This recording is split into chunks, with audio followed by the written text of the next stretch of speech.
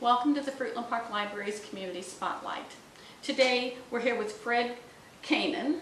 He's our 2021 coordinator for Toys for Tots, and Monica Buchanan. She'll be our 2022 coordinator for Toys for Tots. They're going to tell you all about the program this year, when the dates start, where to pick up. So I'm going to turn it over to them, and guys, take it away. Okay, maybe first thing, let me give you a little history of Toys for Tots. It started in 1947 in California. A major in the Marine Corps Reserve's wife put some toys together, it's mainly stuffed animals, and said, gee, why don't you take them out and see if you can get some kids to do it. That was 1947, so we're going on 72 years now of Toys for Tots. It was adopted in 1948 as a nationwide program. And Walt Disney actually designed the logo. So the train you see was designed by Walt Disney. Oh, that's really cool. Yeah. That's a really cool piece of information, Fred. Yeah. I didn't know that. Yeah, and then in 1959 it went international. A lot of people don't know it is actually an international program. Is that the increases from the 1947 where Mrs. Hendrick gave him 20 toys to go out and distribute, we average now about 16 million toys and 7 million children across the whole program. Our local campaign is run by the Marine Corps League, Detachment 1267 in the villages. And they've been doing it for over almost 20 years now. It'll be 20 years next year. We provide about, max we've got up to is 4,000 families. And in the neighborhood of 50-some thousand toys. So we're running a pretty good size. The foundation says we're a large operation. They have ways to measure the size of the operation. So, Right. so we've been doing it for 20 years. There are 350 drop box locations throughout Sumter and Lake County. And so if anyone sees a drop box, they know that there will be able to drop toys off there. I know here at the Fruitland Park Library, we will have a drop box. We do every year. Yes. So when you see the drop box sign, come drop us off toys. Yep. And the boxes will be in place from October 19th to December 10th. The thing that's really important is we only take new unwrapped toys. People sometimes get a little sensitive when they say, well, I got this nice used toy. I like, well, we have a way to get rid of those, but we don't distribute those. Right. When this thing started, they thought maybe they could wrap the toys. Well, that wasn't going to happen either. So why don't we just take unwrapped toys up to age 12. Up to age 12. Yes. And what is the one age group that is the hardest to buy for? You were telling me about it. Explain to everybody so they have an idea where your hardest age group for buying is. All right, Monica. Well, first of all, we have requested no electronics because not only do they get expensive, but then once you start down that road, you sort of can't come back from it. So no electronic toys, although that would be nice. We just can't start down, a road that would be too expensive, too costly. Ages, we go up to the age of 12, both boys and girls.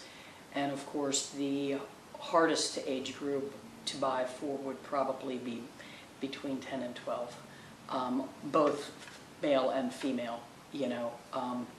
Is it difficult when people hear Toys for Tots? They obviously think Tots. So younger ages are always easy to go into a Walmart or a Target or any toy store, and grab stuff for that age group.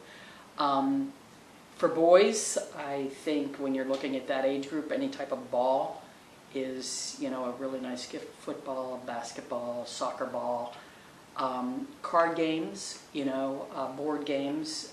If you want to go down an educational route, you can stay within a reasonable amount of money. For girls, they're just starting to get into makeup, nail polish. You might want to look in the toiletry area of a Walmart, especially during Christmas where there's gift packages of body soaps and, perfumes and nail things, when you're trying to figure out what to buy for females in that age group, That's probably your best bet for girls. Okay, and does Toys for Tot take monetary donations, and how would a person do that? Okay, there's 2 or 3 ways you can do that. You can drop one off at our warehouse, which is 3320 Highway 27, 441. It's the old Phillips Collision Center. And they can drop it off there. Or they can mail it to me, Fred Cannon, 3348 Archer Avenue, The Villages, 32162. And the checks need to be made out to Toys for Tots Foundation. So if you're going to send a check, please make it out to the foundation. We've had problems in the past that they made it out to our detachment, and then we have to process that. So please make them out to the foundation. Those are the ways we get monetary. Can they do it online? Is there a way to do it? Yeah, they can do it they can do it online, but it's going to go to the foundation. Oh, it's not going to go to the local group. No, Okay. Well, it will eventually come back to us, but we're not sure when that happens. Okay, well, that's a good thing to know then, because I had looked at the website and I knew it said, oh, make your donation here. And I thought, oh, well, this would be an easy way for people to do. But I'm glad to know that it would go not directly to you guys, so, Yeah. all right.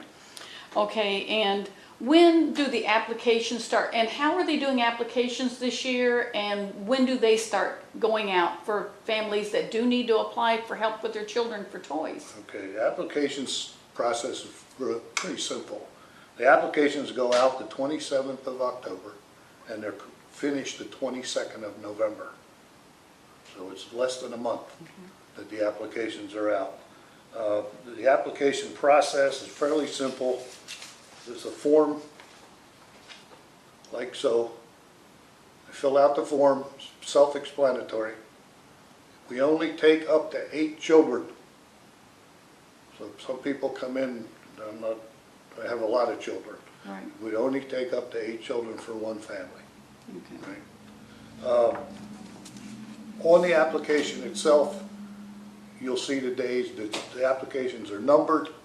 You get a copy of the application when you fill it out. On the numbers on the top of it, it tells you, by looking at the number, you know what day you're supposed to come pick up your toys. Okay. And where can these applications be picked up Okay. at? The applications are 4 locations. Child and Family Services in Wildwood, which is 901 Industrial Drive in Wildwood. Child and Family Services in Traveris, which is 1300 South Duncan Drive in Traveris. The W.T. Bland Public Library in Mount Dora, which is 1995 North Dunley Street. And the Cooper Memorial Library in Claremont, which is 22525 Oakley Seaver Drive. Those are the 4 locations you can get applications. You do nothing more than show up and say, I'd like an application, and they will give you an application. There is no vetting. Right. So have we covered about everything? Because everybody, this is a really great program. There's a lot of children in need. Last year we had a great outpouring here in Fruitland Park. We filled the boxes constantly. And please, let's do it again this year. Can you think of anything else we need to tell everybody to encourage them? No, Fred or Monica? the one, and I'll say this tongue in cheek, but one thing I do ask is if monetary donations are very good. And the reason for that is if we get an application that has 5 or 6 children on it, 1 or 2 of those children are in the 10 to 12 age group, and we don't have enough toys, we can't fill the application. So it goes in the back of the pile until we can get toys that fit that age group, because everything is done by family. So consequently, we have to go out and buy the toys. Okay. To fill those age groups, and that's where the money comes in.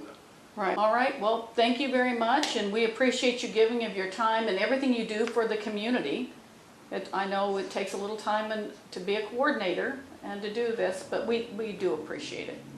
Okay, thank you. All right. Thank you Thank for you. having us.